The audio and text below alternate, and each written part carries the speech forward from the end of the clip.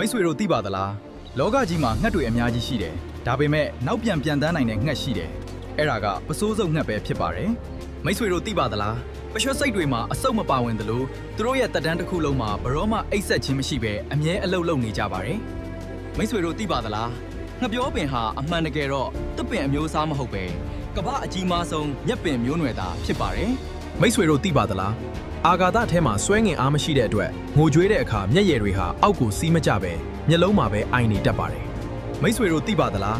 လင်းပိုင်တွေဟာအိပ်ပျော်နေတဲ့အချိန်မှာရန်သူအန်တရယ်ကိုကာကွယ်ဖို့မျက်စိတစ်ဖက်ကိုအမြဲဖွင့်ထားတတ်ကြပါတယ်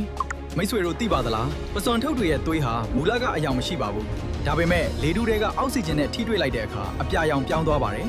မိတ်ဆွေတို့သိပါသလားအာဂါသထဲမှာလည်းထူးခြားတဲ့အနံ့ရှိပါတယ်အာဂါသရန်မှုတွေရဲ့ပြောပြချက်အရกินထားတဲ့အမဲသားနဲ့တန်ချေးတက်တဲ့အနံ့မျိုးရပါတယ်တဲ့မိတ်ဆွေတို့သိပါသလားသွားရိုက်ဆေးတွေကရောင်စုံအစင်းချောင်းတွေဟာဘူးထဲမှာတင်ရောမသွားပဲမြွတ်ထုတ်လိုက်မှအတူတူထွက်လာအောင်ဖန်တီးထားတာပါ